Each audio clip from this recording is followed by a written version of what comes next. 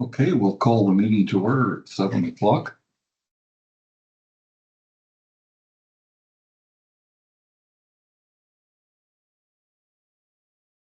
The adoption of the agenda, we have an addition to the agenda. I would like to make one addition in closed session. 8E, a legal matter. Keeping in mind ATI sections 20, 29, and 32. Okay, we'll add that. Would somebody like to move the adoption of the amended agenda? Absolutely. Solberg. I'd like to also acknowledge that his worship is joining us via Teams, Chris Zember. Thank you there. All in favor of adoption of the agenda as amended? That's carried. The next item on the agenda is accounts payable for information. Somebody want to put that on the table? Sure. Matt?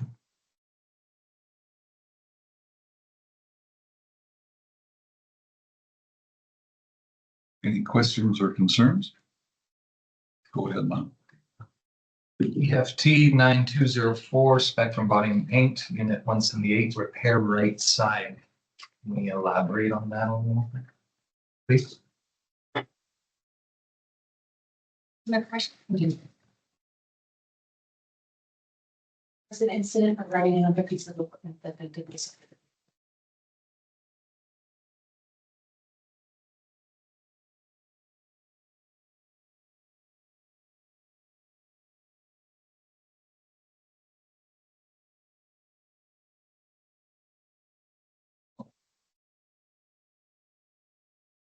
What is the, did we get an answer for that? Yes. Okay, any other questions? No other questions? All in favor for information?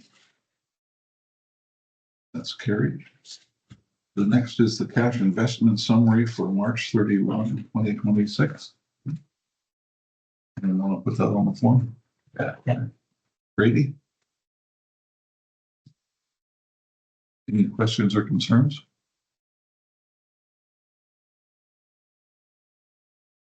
All in favor? That's carried. The next item is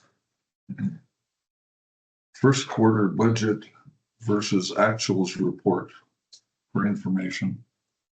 I'll move that. Councillor Backer puts it on the floor. Any discussion? Questions? Favor? Carried. The next is a delegation. Audited financial statements and auditors report from KPMG.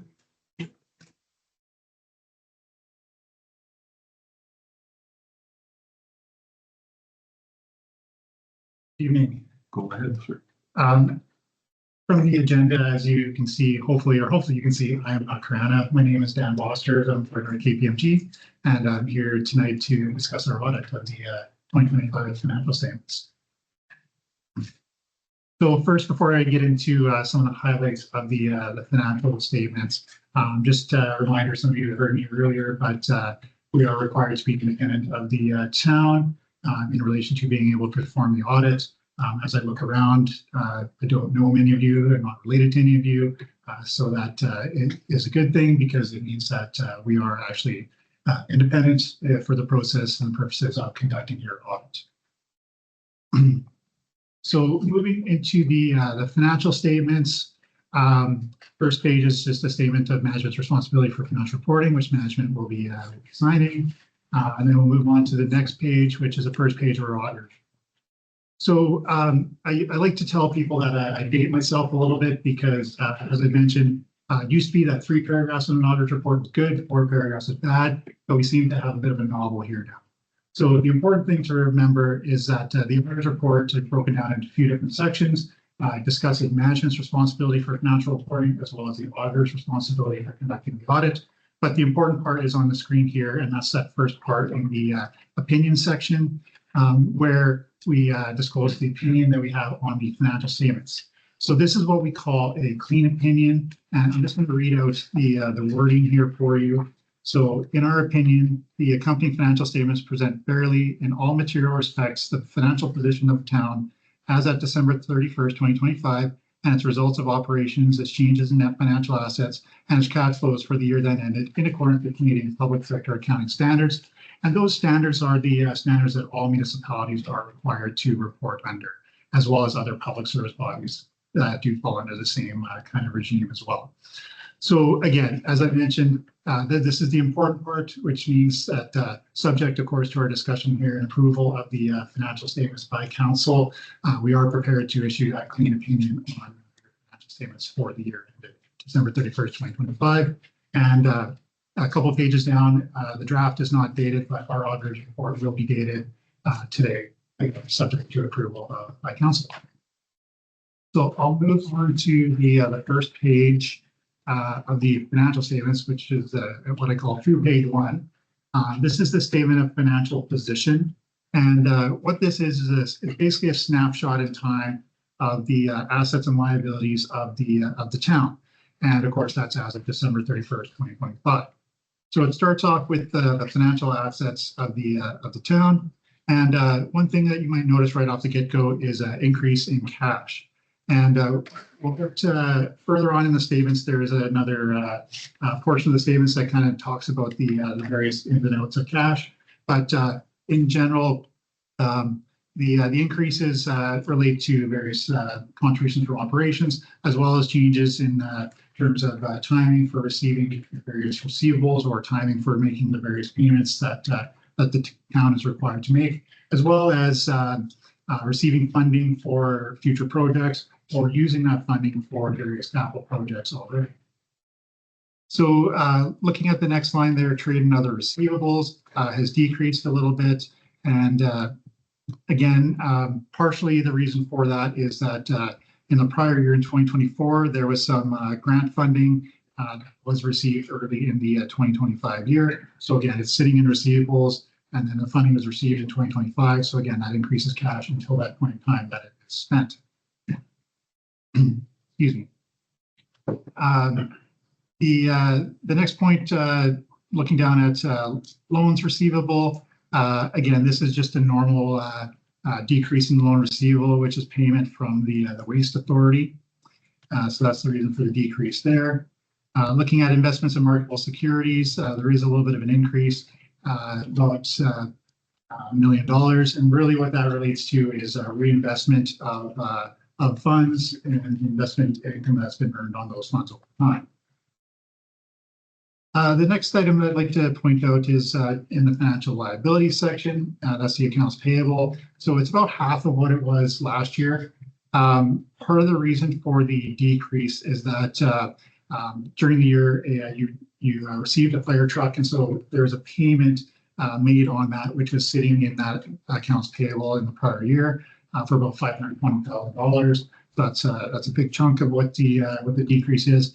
The rest of it, sometimes it just, again, as I mentioned, timing of when invoices are received and the payments are made on those invoices. Sometimes it happens before year end, sometimes it happens early in the new year. So again, some of that's just timing in terms of when those payments are made. Excuse me. The next line I'd like to point out is the deferred revenue. So increased from about $1.4 million to $2.6 million. And again, deferred revenue is related to funding that's received and with various stipulations on it. So a lot of times you'll receive funding for capital projects, and until you've actually completed those projects, you may have received the cash to be able to go ahead and do those projects. But until you've actually gone ahead and done it, you can't actually recognize the funds into revenue during the year. So it sits in that deferred revenue. Part of the reason for the increase this year is that there was a grant for the ice arena for about $740,000, as well as $973,000 for LGFF funding, which has not been spent at this time. So that's two of the main reasons for the increase in the funding this year. Moving down to the non-financial assets, tangible capital assets has decreased compared to the prior year. And the reason for that is it's a function of two things. One, the acquisitions that are, or purchases of capital assets that are made versus the amortization that's incurred on the existing pool of capital assets.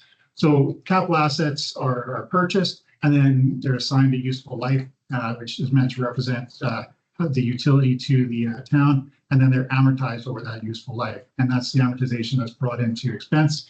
So that amortization, it's not a cash expense because you've incurred the cash to purchase that item up front, but it represents kind of the wear and tear on the assets and whatnot. So this year, amortization was about $3.4 million compared to capital acquisitions of about $2 million. So because the amortization is greater than the acquisitions, there's a reduction overall in the net book value of the tangible capital assets. For comparison purposes, last year in 2024, the purchases or acquisitions of capital assets was about $5 million. So $5 million compared to only $2 million in the current year. Are there any questions on any of that so far? Okay, perfect. So moving on to page 2, this is your statement of operations. So this does represent the operations throughout the whole entire year, not like the balance sheet or a statement of financial position, but just kind of a snapshot right at the end of the year. This does encompass the operations throughout the whole entire year. So if you look at the top line, your net municipal taxes, it is fairly consistent from year to year in terms of 2024 compared to 2025. Your user fees and sales of goods have increased a little bit.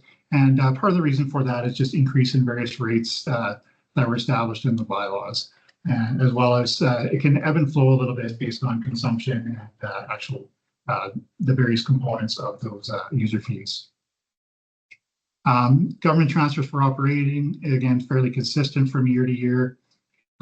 Your investment income, again, it relates to the in various investment income that's earned on that pool of investments. So as you saw on the previous page, your investments overall have increased by about $1 million. Part of that, again, is this reinvested investment income that is shown as being earned here. The section for expenses is broken down by function here. It's a little more clear to understand exactly what's going on with the expenses. When we get further in the statements, there's a schedule that talks about it by object. So that's what you would normally think of in terms of like salary benefits, contracted services, that type of thing. So when we get to that point, I'll talk a little bit more about the expenses because it's easier to kind of tell kind of the various, not necessarily the various components like the functions, but the actual object in terms of the types of expenses that are being incurred and seeing the variances there. So I'll talk a little bit more about that further down.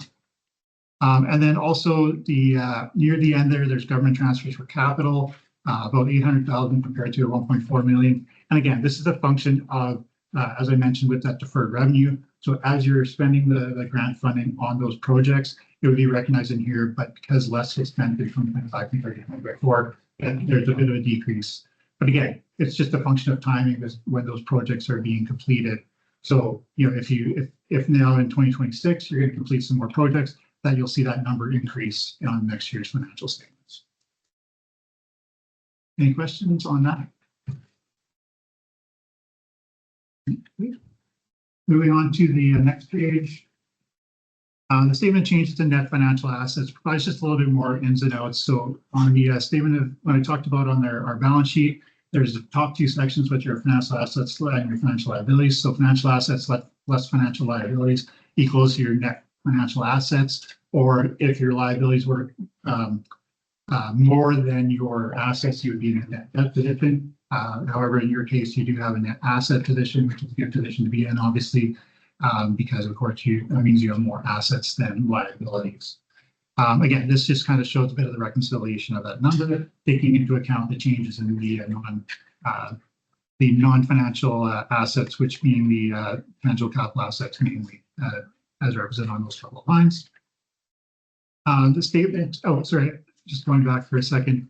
So you'll see that the change in net financial assets is about 3.3 million, which again is a good thing because it means that the overall health of the town has increased because again you have more assets than you had previously compared to liabilities. Next page is a statement of cash flows. And again, this is where he talked about, provides you a little bit more of a narrative, showing kind of like right from the net income, which is the first line there, and showing the impact of all the various operations. So operations this year contributed just under $6 million to the overall cash position. Again, very consistent with the prior year of 6.1 versus 5.9 or almost 6. However, the biggest uses of cash tend to be the capital section there, which is the acquisition of capital assets. So you can see in the prior year where it was $5 million compared to about $1.9 million in the current year. So that tends to be the area where you see the biggest use of cash. And then again, down we've got our loans receivable, and then our repayment of long-term debt. So the overall increase in cash based on all of that is about $3.3 million. When added to the opening balance of 4.9, gets us to the $7.7 million of cash. The next few pages are the significant accounting policies of the town. And these are very consistent from year to year. So I'm not going to go through all of those in detail. I'm actually going to skip ahead to page 10, which has note 2 for future accounting pronouncements. So typically over time, the Accounting Standards Board will review the standards that are currently in place, and then there will be suggestions for improvements. A lot of the times it relates to user understanding of the financial statements. Sometimes it's just to make my life more difficult, but at any rate, they do bring out new standards from time to time. So this note just kind of lets you know some of the new standards that are coming in the next little bit here. The biggest one is A and B there, related to the new presentation of the financial statements and the changes to the conceptual framework. And this is important because it is going to have an impact on the way the financial statements are going to look, also the way management needs to go about making sure that they're accounting for everything appropriately, and it could potentially affect budgeting as well. So again, it's something that you should be aware of. Hopefully management is already looking into it and looking into the impacts that it's going to have. So it says it's effective for year ends beginning on or after April 1st, 2026, which means that with a calendar year end and December year end, that it'll be in effect for your 2027. So we got about a year or so to kind of figure things out, but it is coming. So it is, again, important that there is some preparation in advance of that standard coming. The good news is that all the bigger levels of government, which have March year ends, they have to adopt it for their year ends with their current year ends that they're in right now that begin on April 1st. So you'll have a chance to see kind of how that plays out with them, and then you'll have the next go at the adoption of that standard.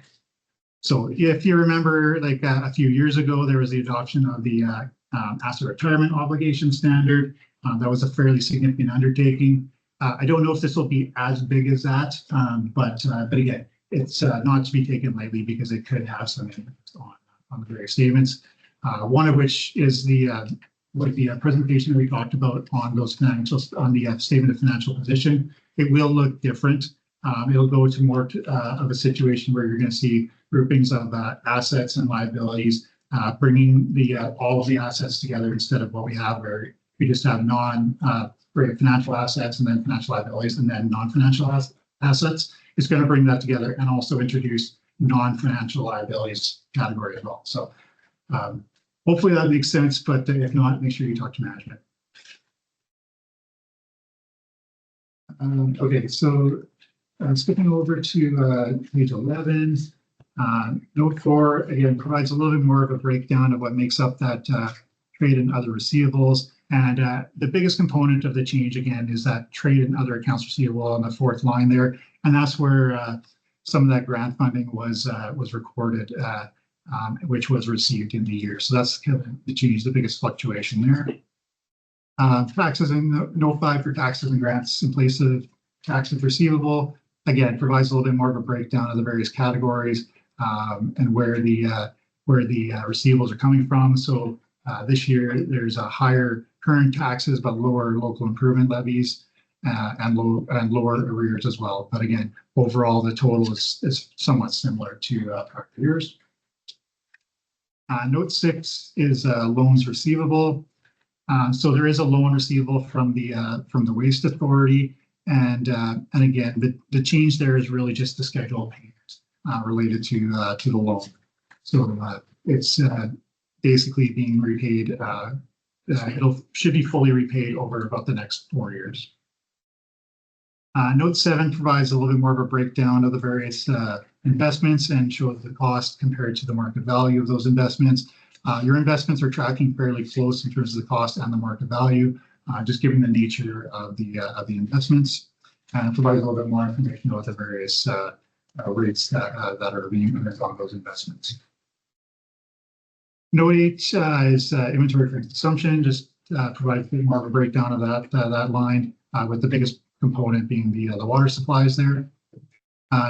Note 9 provides a little bit of information related to the net book value of those capital assets that make up that line on the balance sheet there. There is a schedule further on that shows more detail in terms of the actual costs compared to accumulated amortization that we'll touch on when we get to the schedule section. Note 10 goes into more details of the breakdown of the various grants that make up the deferred revenue. Largely, the grants that are there are capital in nature, and as I mentioned, with those grants, in order to be able to recognize that funding, you have to meet the stipulation of the grant, which a lot of times actually having spent it on the related projects that they're earmarked. So that's the reason why they're kind of sitting in that deferred revenue bucket until they've been spent. Note 11 on the next page relates to the debentures that are outstanding, and again, these debentures are with the province. Again, showing the decrease to just expected payment for the year. And if I'm not mistaken, I believe that although there's only 5 years shown in the repayment schedule here, I believe that it's about 2040, 2041 when those debentures will be fully repaid. So about another 15 years or so. Note 12 is one of the required disclosures under the MGA.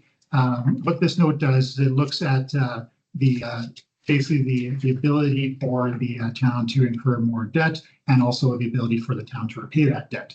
So those are the 2 limits there. This note does not in and of itself reflect the financial health of the town, but it's to be considered in addition to the statements as a whole. But it does give a little bit of an indication on the ability. So if you were to want to incur more debt for various projects, there is a decent amount of room available should you get approval for those a new debenture.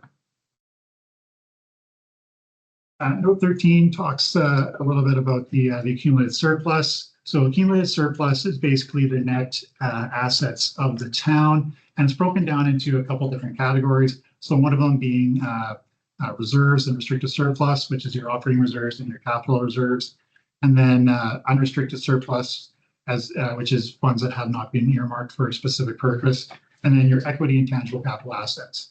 And the equity and tangible capital assets basically represents that net book value of capital assets less debt that is incurred related to those capital assets, as well as the asset retirement obligation liability.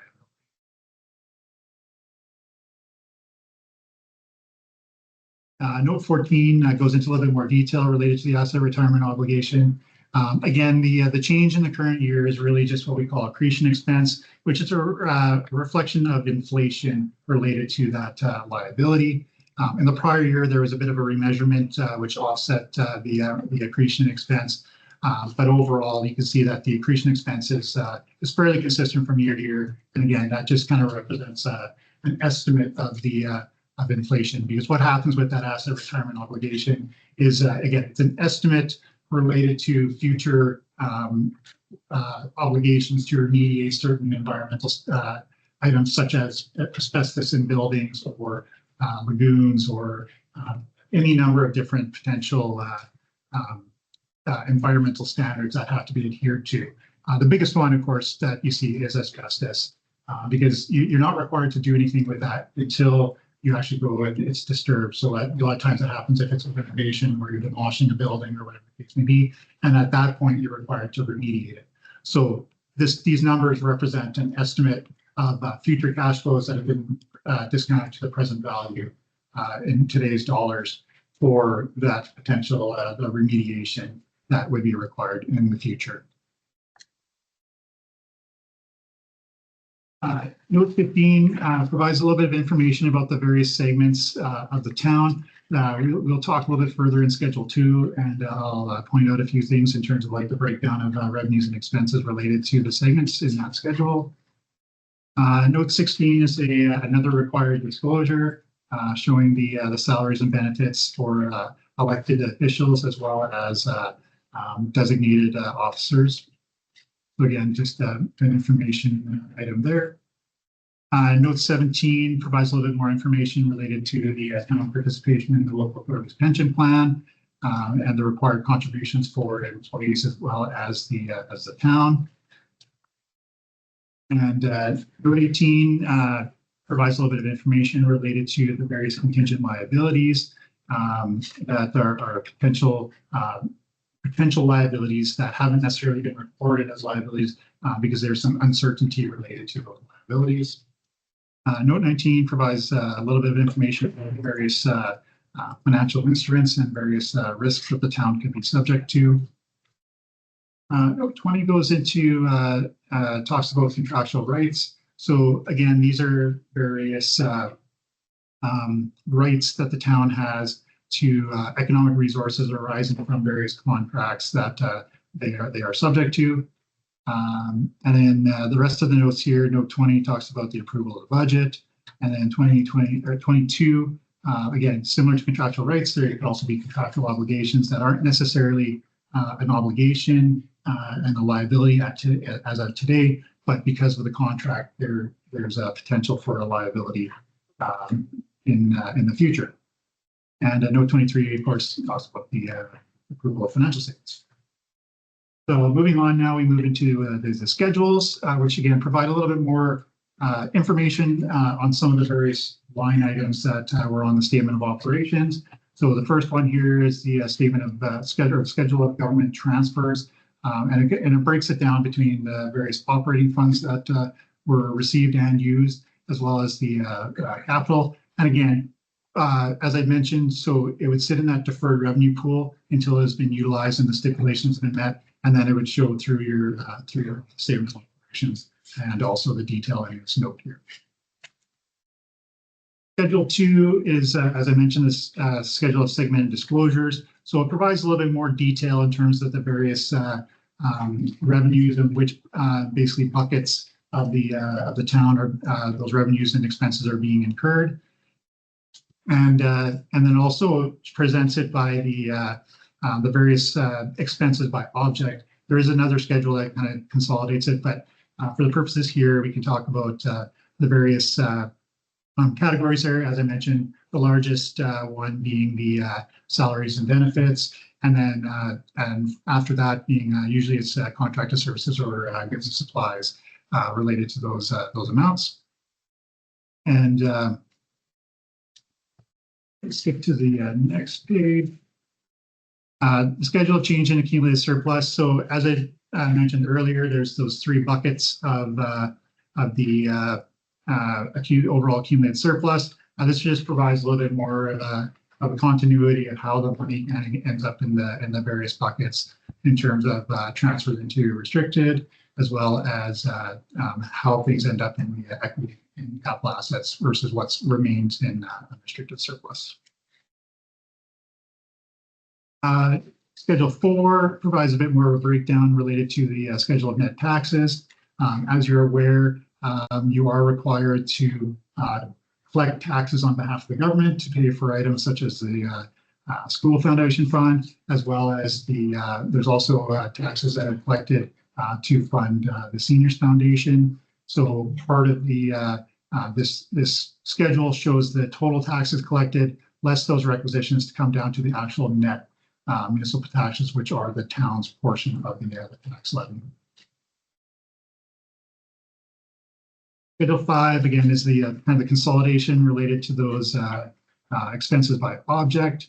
A couple of things to note here. So the increase in salaries, wages, and benefits just reflects an increase based on the wage grid.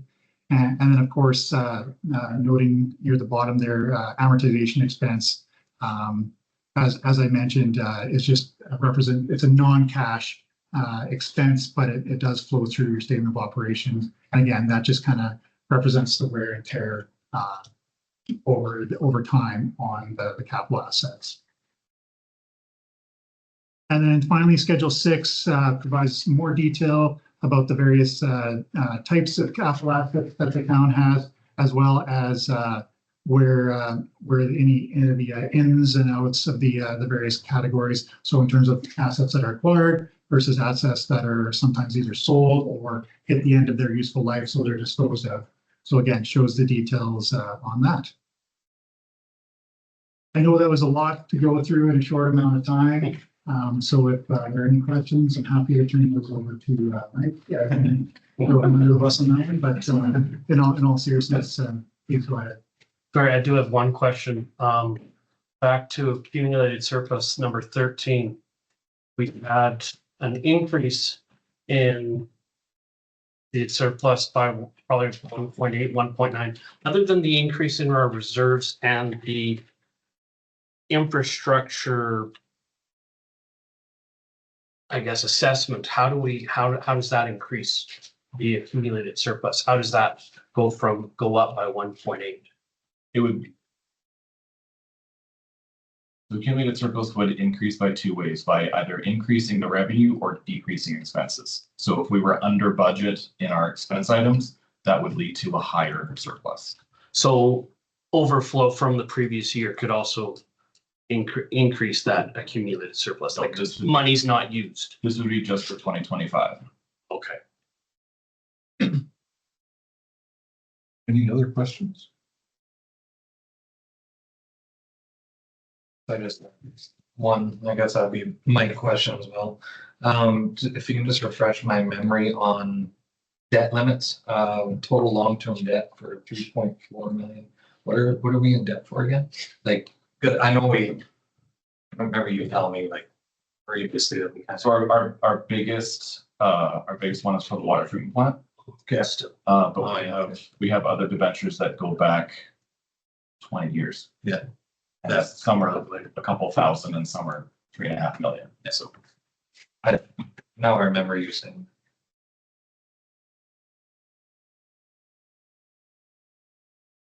Is there anything else? No, I'm good. Could somebody move this? So a question. So prior, do you want to have the motion on the town of Redcliff ones, or do you want to hear the Redcliff Cypress Regional Landfill ones first? Can you do them both together for Well, information? You take a look at page 23, we do have two suggested. I just want to know which order you'd like them in. I think we could do this one first and then do the Landfill. landfill one again. So does anyone want to make a motion to receive this for information? I would make we receive the 2025 audit financial statements for the town of Redcliff And approve as presented. and approve as presented. We'll correct the name. I don't know. Okay. All in favor? That's carried. Thank you very much. Down. Now we're going to do the landfill. Again, Yes. Shortened version probably. I won't go into as much detail. They only need to receive those ones by finished. Right. Yeah. So again, so I'll skip forward a few pages. Again, we offered a clean opinion on the waste authority's financial statements. A little bit of a quicker rundown of these ones here.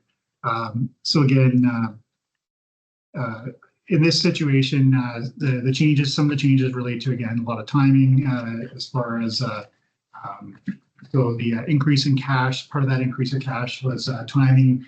Some of the investments matured and they were just sitting as cash until they were reinvested. So that's part of the reason for the increase in the cash there, as well as the there was some new contracts, larger contracts, which contributed to increase in receivables as well as an increase in a bit of the cash there as well.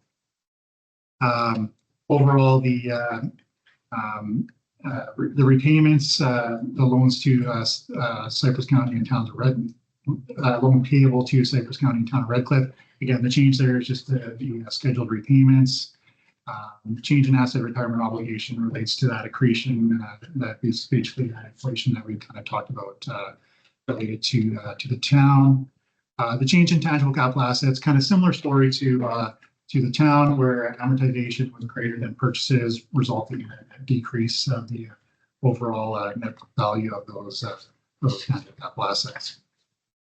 On the income statement side of things, increase in the finance charge was again some new contracts, as well as increase in the fees and the rates there accounted for the increase.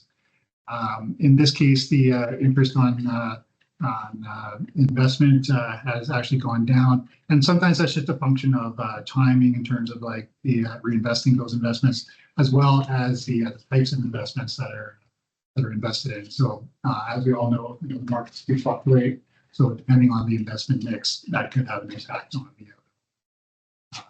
investment income. One other item to note, a big, fairly big decrease on the expense side of things was just in 2024, there was a write-off of some uncollectible accounts, which obviously didn't occur in 2025. So that kind of accounts for the major change in that line item. And in this case, the amortization is larger than previous year. And what happened was it increased in relation to the prior year because of the various asset mix. And there were significant projects that were completed in 2024. And then, of course, a full year of amortization was required. That's the reason for the increase there. And then, again, skip over to the cash flows. Again, similar story in terms of like the uses and contributions of necessary.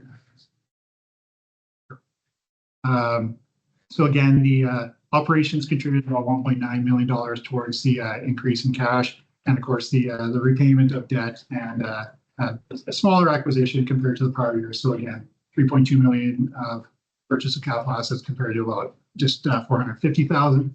So again, slightly less, but still a use of cash in the current year. So overall, that brings us down to a net increase in cash of about $1.6 million, which added to the prior balance of 2.1 brings us to our $3.7 million. So that's kind of like everything in a nutshell. I won't go through all the notes because again, similar to the template, we provide a little bit more explanatory information related to the various groupings that are on the face of the statements there. Thank you. Any questions with the landfill audit? Then would somebody like to receive that for information? I receive for information. Really? All in favor? Carry. Thank you very much. Thank you very much. And just before I go, I just want to say I appreciate Mike and his staff, because we do tend to bug them quite a bit when we're doing our audit, ask lots of questions. So tracking down invoices, all that kind of good stuff. So again, really appreciate their efforts to help us get to this point. Thank you. Thank you. Moment to get signatures. Yep.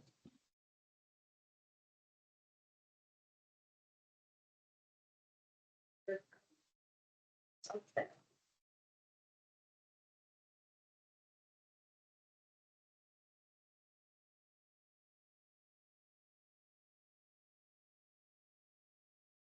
You practice that? When?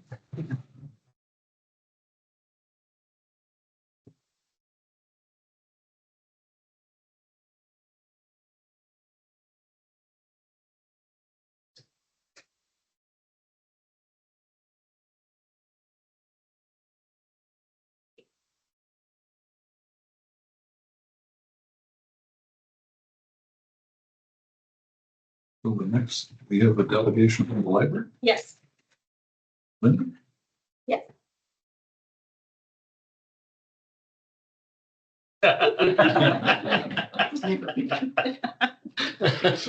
Thank you. I'm not here to talk about financial statements or capital assets because I really don't understand a lot of that. But what I am here to talk to you about tonight is the Redcliff Public Library. I'm a board member. My name is Linda Tooth, and I was asked to come in and present our annual report. And what I'd like to do this evening is I'm going to highlight a couple of things that we've been working on for the library that I think are amazing for our town. So I'll get started. So according to Build Canada, 1/5 of Canadians are illiterate. So that equates to about 20% of our population, which is roughly about 8.3 million people. By definition, being illiterate means that you cannot read or write, or you have limited education. This has massive social impacts and costs our country $67 billion in productivity, which is staggering considering that US News, a world report, ranks us in the top 5 best countries in the world. Being literate means you have the ability to read and write, and this helps alleviate inequality. A few things that benefit from being literate are female empowerment and civic participation. How can we become a country where all Canadians are literate? The Dolly Parton Imagination Library might just be the answer. We all know who Dolly Parton is, country and Western singer with what I call a bodacious personality. But Dolly Parton's father was illiterate, and he was the catalyst behind this book giving program for children up to the age of 5. What I'd like to do is just give you a little bit of a history timeline on this particular program. In 1995, this program launched in Dolly's home state of Tennessee. In 2000, this program went national within the United States. In 2003, the Dolly Parton Imagination Library mailed out 1 million books. In 2006, this program finally came to Canada. And with advancements in technology in 2011, audio and braille books were made available to children that had learning challenges. In 2022, 2 million books were mailed out each month globally. And in 2023, the Dolly Parton Imagination Library gifted 200 million books since it began in 1995. In Canada, this free book gifting program is devoted to inspiring a love of reading in young children. It helps to build skills that are necessary for them to be successful in school. This is a partnership with local community partners where books are given to children free of charge. This particular program is available in all Canadian provinces and territories and has gifted over 3 million books in Canada thanks to over 400 local program partners.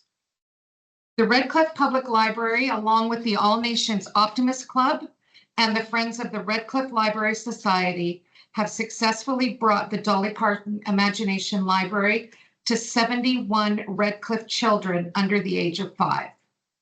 In 2026, the funding for this particular program has been increased, and we are now able to offer it to another 10 children.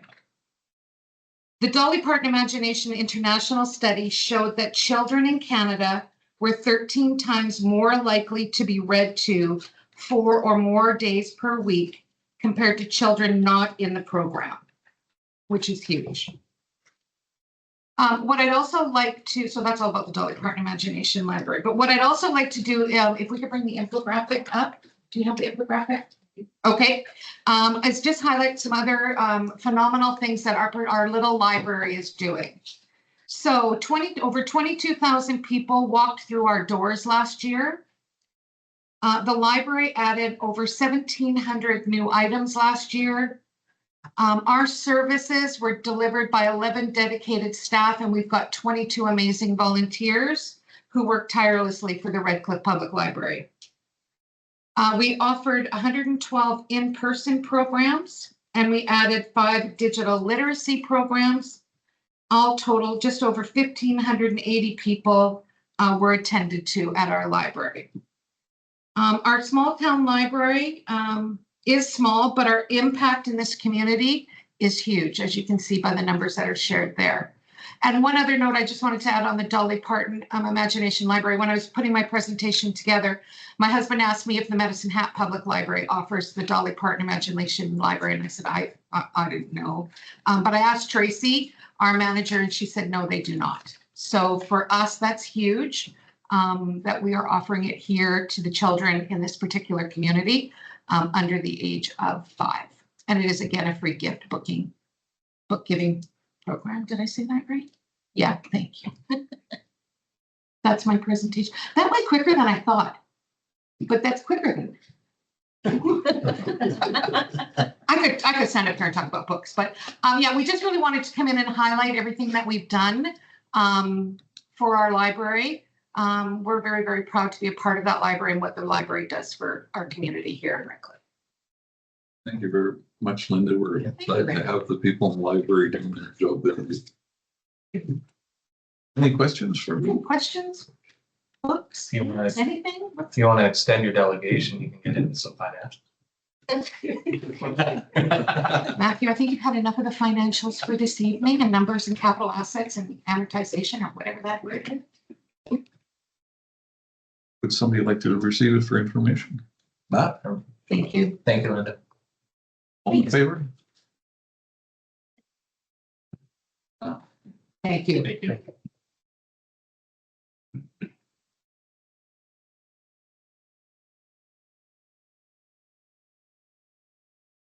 Oh, yeah. So I see over. The next item is the adoption of the council minutes of April 13th. Somebody want to make a motion? Councilor Becker? Any errors or omission? All in favor of receiving or adopting minutes? That's passed. The next item is the FCSS unapproved minutes, April 20th, 2026. Somebody want to put them on the floor for information? Brady? Any questions? All in favor? That's passed. Next is request for decision, 2026 final operating budget, staff report 2026 final operating budget for consideration.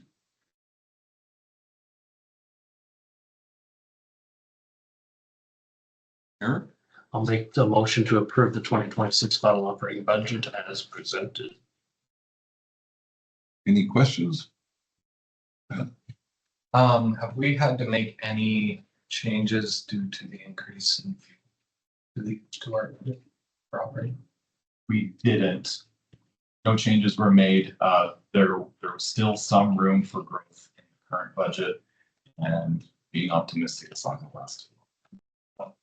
Let's hope. That was the only one I had. Any other questions? All in favor? Passed. The next item is actually bylaw number 2006/20026 tax rate bylaw. And is that is for first reading? Somebody want to put it on the floor for first reading? Yeah, I'll move that bylaw, tax rate Councilor bylaw Becker. 2026 be given first reading. Any questions? All in favor? That's passed for first reading. Next item is parking options for 1475 Highway Avenue Southeast. I imagine that's the Tim Horton. I'll put option 3 on the table. Option number 3. Would you read that for us? Sure. Direct administration proceed with option 3, targeted delineation and signage, including refreshing curb paint, installing delineators in target locations, adding cross hatching where appropriate, and installing supplemental signage with a project budget up to $8,000 to be funded through the 2026 operating budget with funding source from accumulated surplus. Thank you very much. Any questions? Go ahead. So, are you able to pull up a map, Bonnie, by chance? One of the ones in the package or? No, like an overhead. Map. Or you should ask this.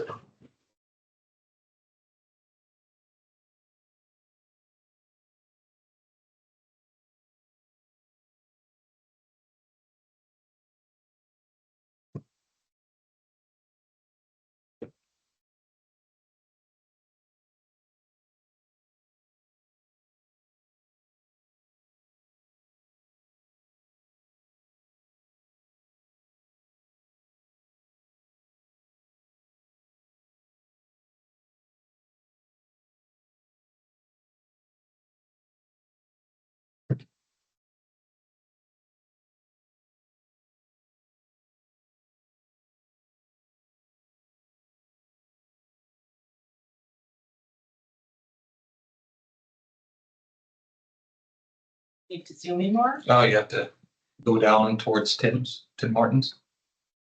That's not even on the stage. Yeah, you have to go to your. Oh, Down this way. yeah. Right. So drag it out. Okay, so.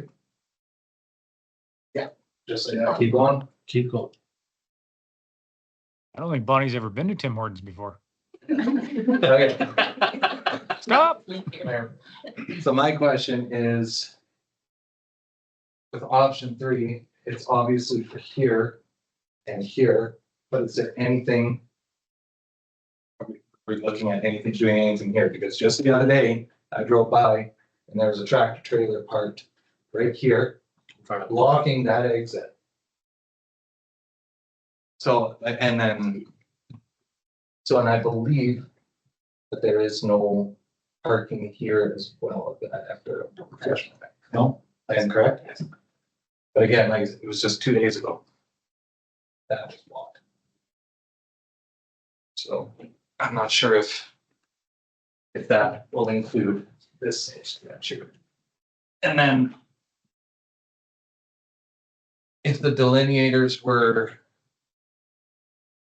for on like the grass area, like it's shown in the pictures, or if those could possibly maybe be mounted 1 or 2 or possibly 3 feet on the road, but like flexible, that way if they get hit, they just bounce back up. Because honestly, I look at this and I see that, especially in the wintertime, truckers don't care. They're still gonna do it. And we're still gonna have to use our assets, like our CMP and our bylaw to go deal with that. If we can move those delineators onto the road, then I think we have a better chance of not having to utilize our CMP to do that. So. Through the chair, if Dr. Gerling, do you have anything further on that? Was that considered? First one. We had some conversations about whether we could put them in the roadway with the delineators.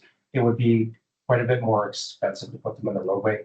The idea of putting them on the curb edge on the grass, it prevents you opening your door on either side, It's a little bit less money. The amount of money it would take to put them in the road. The major operational concern would be for winter operations, getting the grader down there to snow removal. So that was put in consideration, just the damage to the building below. Through the chair. So those are both, like, the snow is gonna be obviously something that comes in to the paint not being seen. It being nighttime, the semis are still gonna park there. I think that 4-way stop, the lights that we put up, the stop signs, those look awesome. And I seen that as an option here too. If we were able to put 4 lights. Right now, the RCMP and our officer aren't giving tickets for this because the truckers, it sounds like, are able to say there's not enough signage, and they're arguing with them on that. This isn't really like, we don't have enough warning. Well, if there's a big LED blinking light, I don't think anybody would be able to say that. So at least then they have a stance to be able to issue the tickets. So. Through the chair. I think a good job in the presentation, guys. That option, I think, is probably the best one. Anything in the roadway is not going to be sustainable or durable. It's going to be obliterated. This, I think, is probably the best option. I want to say good job on that.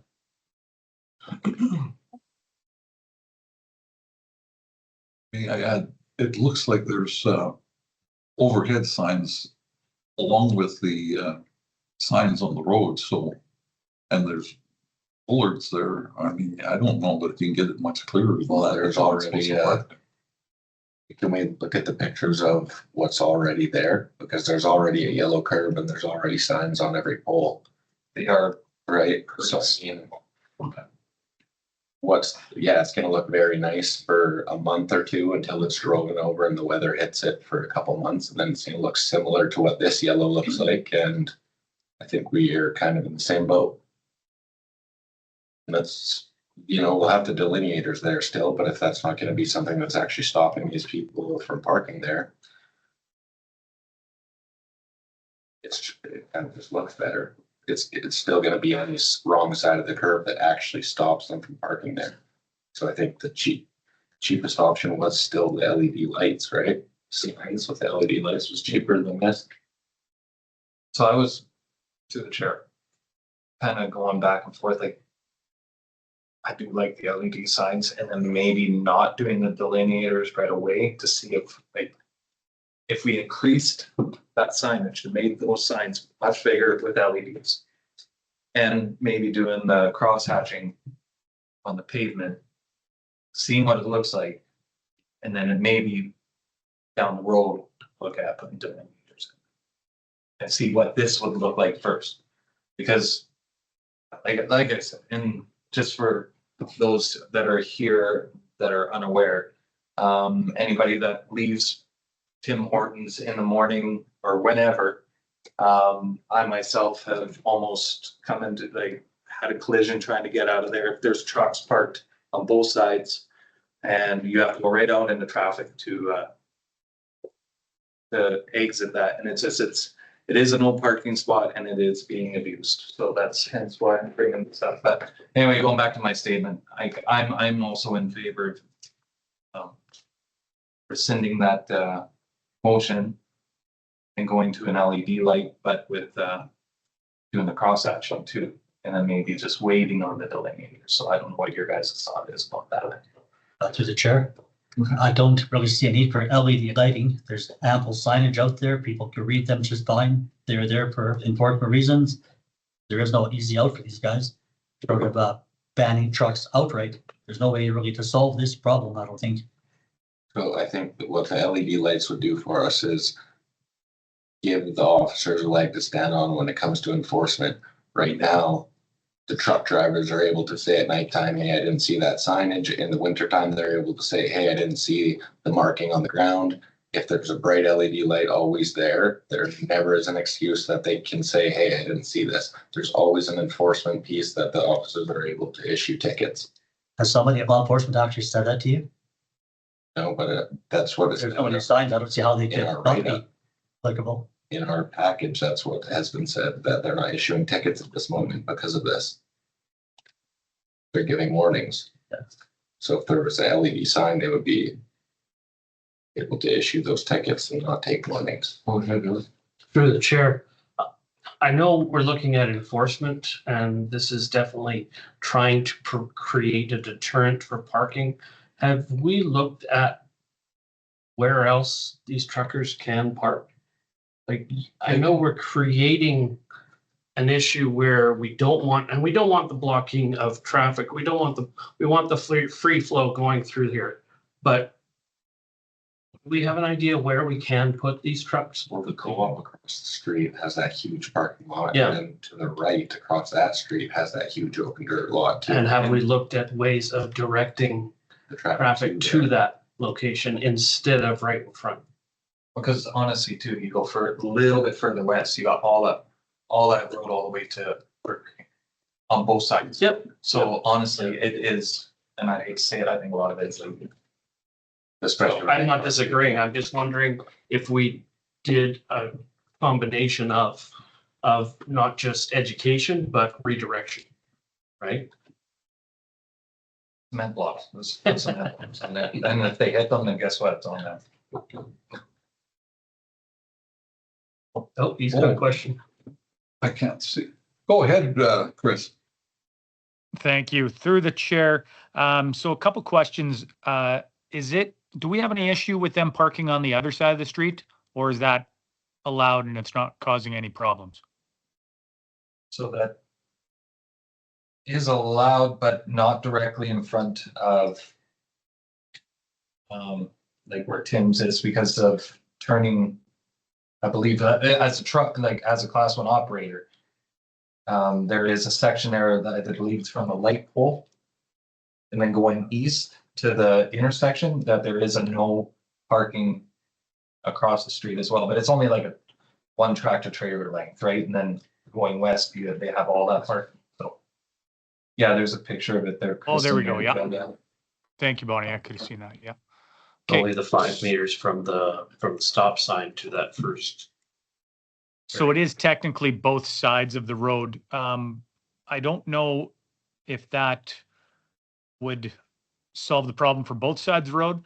And then my other question would be, when I first was looking into this, I thought option 3 was the best too, but Brady made a good point because I think it is probably mostly just about bringing attention and visibility to it, where number 4 certainly accomplishes that.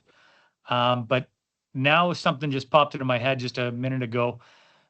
Did we reach out to Staff Sergeant Cordy maybe about any input that he might have from any of these options that might be easier to enforce? Not specifically at this time. Do we have a response from staff sergeant? I wonder if getting input from them might be beneficial in this. I'm okay with that. Yeah, I think that's a good call. Eric, just to your last comment, it does say on these LED flashing parking signs that there would be custom enforcement messaging, so we could put redirecting messages within that, right? That would be great, yeah.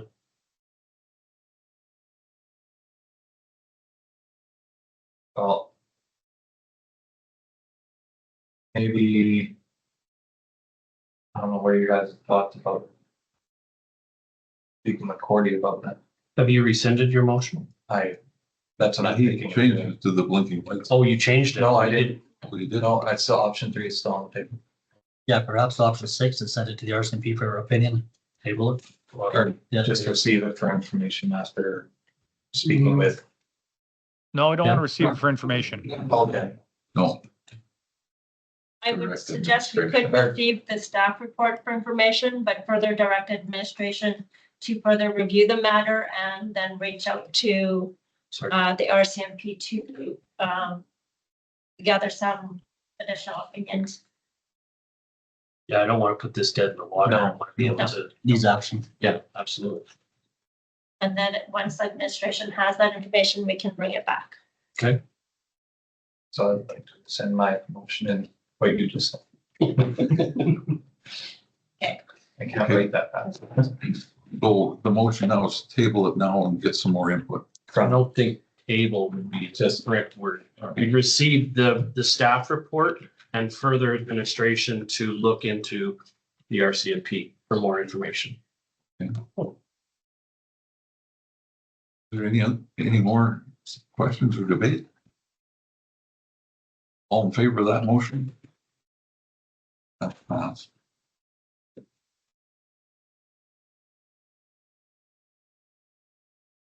The next item is Response to the delegation regarding speed limit changes on Third Avenue Southwest. And it's for consideration.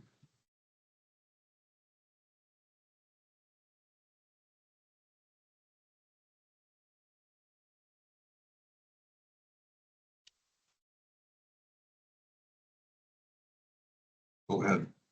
I would like to direct administration to option 2, to direct administration to reduce speed limit to 30 kilometers an hour on Third Avenue Southwest from Main Street to the west edge of the dog park near 6th Street Southwest, on the 4th Street Southwest along the full length adjacent to the sports fields, both sports fields, campground and greenhouse area, and on the additional gravel to the dog park. Oh, there's more. Oh my gosh, with the southwest block as shown on the proposed map and make it necessary signage changes in accordance with the town's traffic control device bylaw. Well said. I thought they just cut off my page there. Any discussion or questions on that? All in favor?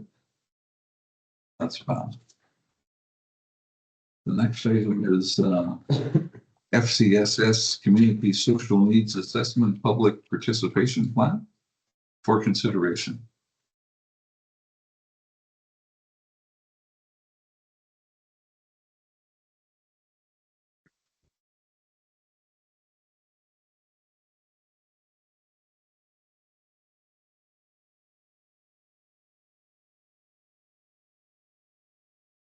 I will move option number 1 to approve the staff report for FCSS Community Social Needs Assessment Public Participation Plan as presented and further to release to the community as scheduled.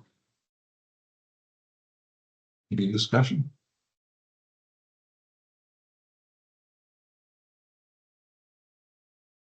Being none, all in favor?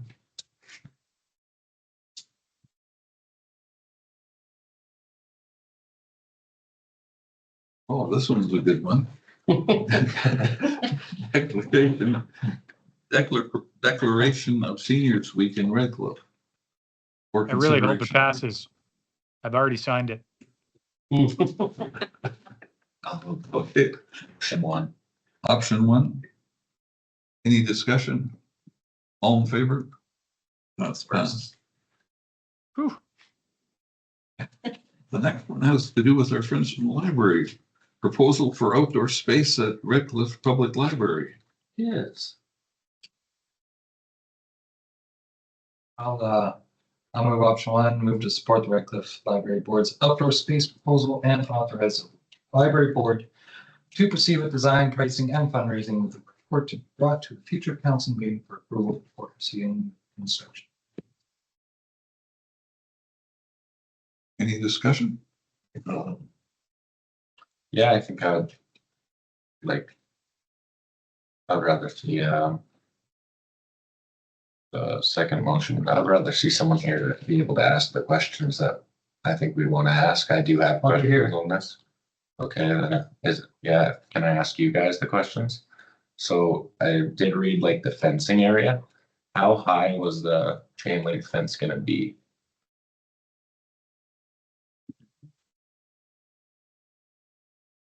6 feet fencing?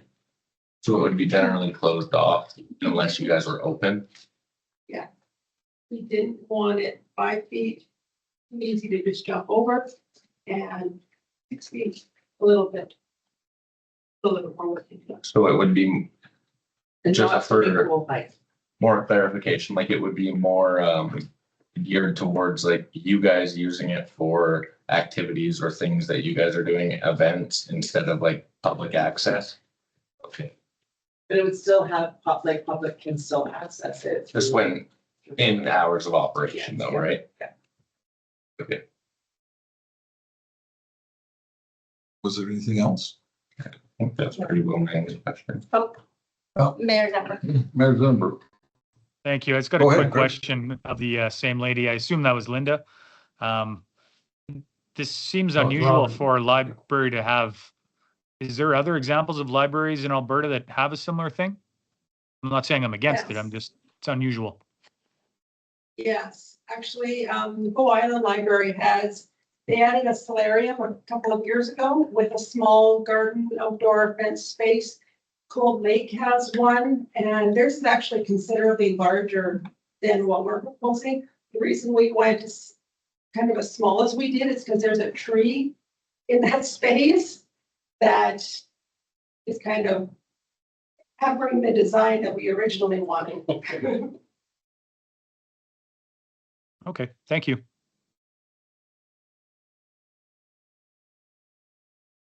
Anything more?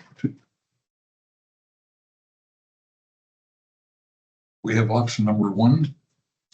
All in favor? Opposed? What did you vote, Chris? I can't see it. I voted in favor. In favor? Sorry, I might have went too quick.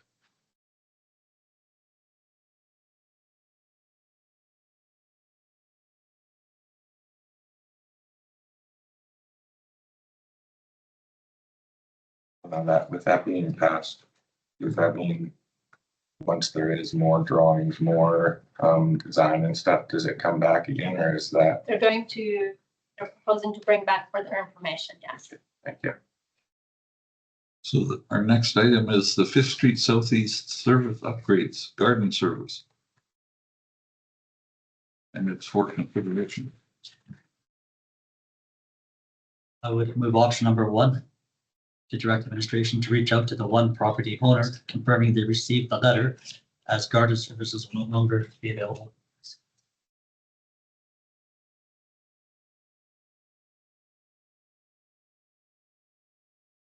Any questions, discussion?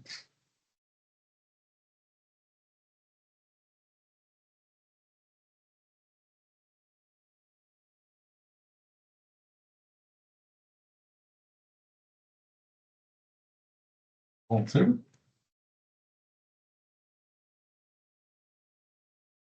Correspondence. PSCS Police Review Commission for information. Go ahead, Eric. I move we receive this for information. Any discussion?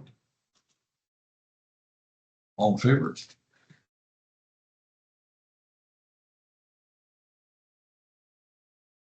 Next is Honorable Joel Lightbound, Minister of Government Transportation, Public Works and Procurement. Correspondence for information. For information. Any discussion? Quick question. Pardon me? I think he needs to, sorry. Go ahead. I'm sorry, Larry. Just a quick question for Shannon. Did we send this letter off to the ladies that came and gave the presentation, the delegation on behalf of the post office? The letter that we had, the letter in front of you, the one we received? Yeah, this one. No, I haven't. Okay, sounds good. I'll reach out to her.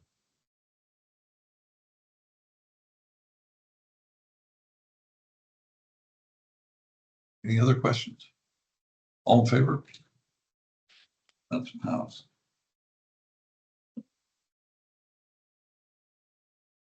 Was there something else, Shannon? No, nothing further.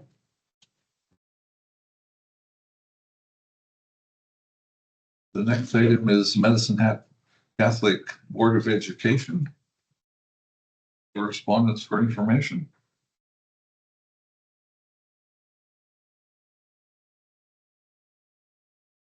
Brady? Any discussion? All in favor? Other. Alberta Recycling Management Authority extended producer responsibilities operating upgrade. That is for information.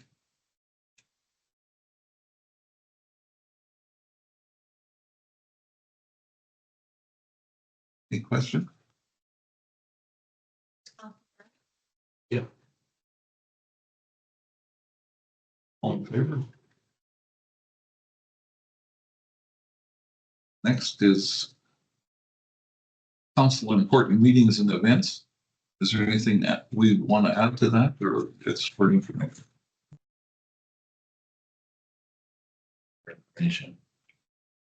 Councilor Burns?